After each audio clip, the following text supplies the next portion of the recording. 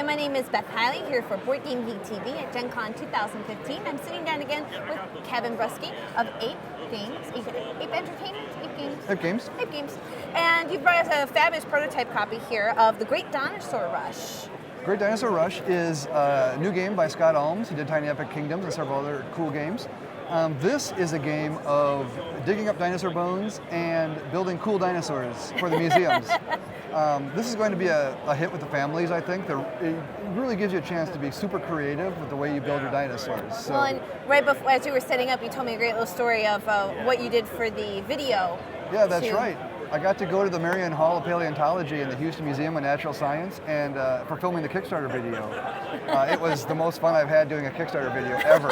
So that's really integrating, you know, you were getting into character for this game. This is an immersive theme, at least for your video. And I would recommend, if anybody lives in the Houston area, to check out that the Marion Hall of Paleontology at the Houston Museum of Science, because it's really awesome. It's one of the best in the country.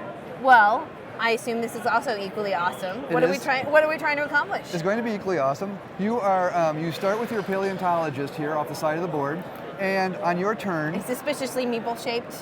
Well, paleontologist. Maybe a stretch goal would be to make them give them a little pith hat or something. Yeah. But you can move in a straight line to any space, and when you go to that space, you pick up your bones and put them in your area.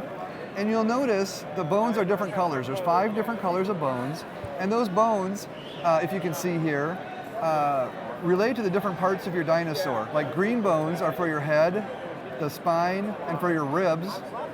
Red bones are for your limbs. Yellow bones are neck and tail. White is wild cards, and blue is decoration. We call them uniques. They basically add bling to your dinosaur. Spines or horns or things. Exactly, yeah, right. Precisely right. So you pick it up, and then you can perform some action. One action you can perform is to raise or lower these museum categories: size, height, ferocity, length, and uniqueness. These are going to be what you're going to use to help score your dinosaur that you build at the end of the turn. Okay.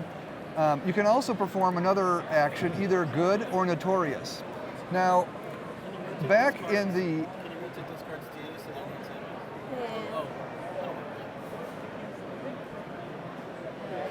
All right, continue. Are we good? Yeah, just so as you're pointing, we can. We just wanted to get a good image here of kind of the diagram of the monster that you're trying to build. Yeah. Okay. So after you've moved the museum category up and down, you can take an action, either good or notorious. A good action would be to modify this further or to donate bones to the museum, things like that. Notorious actions are things like dynamiting dig sites, stealing bones from other players, and things like that. If you perform, and back during the Bone Wars, these guys were pretty notorious. They were doing things to scuttle each other's projects and try to make themselves look best to the museums to make the most money and to get the most fame and prestige. That's reflected in this game by Notoriety, which, if you perform a notorious action, you collect one of these Notoriety tokens. Oh yes, we have a little. You get these and you keep them secret to yourself, but you put it in your own little area. These are numbered 1 through 3, and but no one else knows. They just know how many tokens that you've collected so far. At the end of the game, you are going to add your notoriety points to your score. If you have, however, the most notoriety, you subtract that number from your score. Ooh, so maybe second best. Second best. Be the second most notorious. That's right, for the win. Now, once you start building your dinosaur, you're going to take your screen, you're going to put it up, and you're going to build your dinosaur behind the screen, and you're going to try to, there's restrictions. You have to have a neck, you have to have all these different body parts, and you're going to try to min-max your dinosaur to meet the museum categories, right? So size, for instance, is ribs. So if I build a dinosaur with huge ribs, then I would try to win that. I would get points for, if I had the most, I would get points for scoring the size.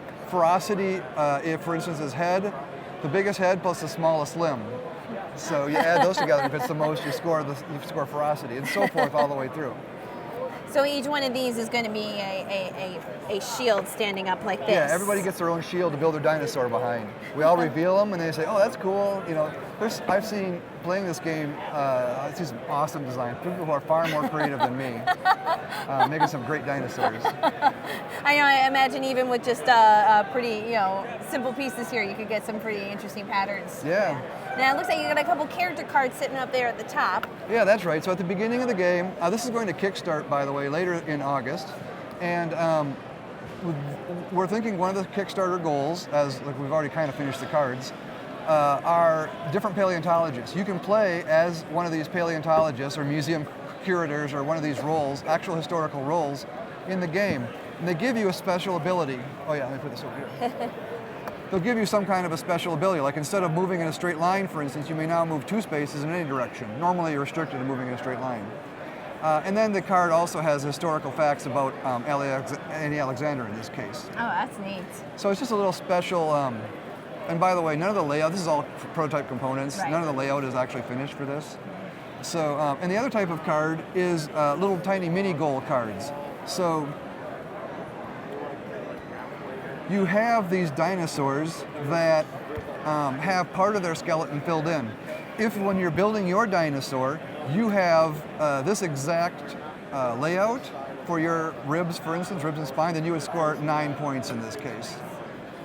And I imagine those are all truly names of real dinosaurs. Yeah, that's right. And then again, they have historical text on the bottom based on who discovered it or something about the dinosaur. Oh, which is my favorite type of theme, where you actually get a connection, and the sort of when you're playing it, you want to go look it up on Wikipedia and say, oh man, now I'm really curious about knowing more about that. Right. Yeah, a lot of research was done. Scott did a lot of research. Most of this research is all Scott, and he was really excited to do a lot of this himself. So.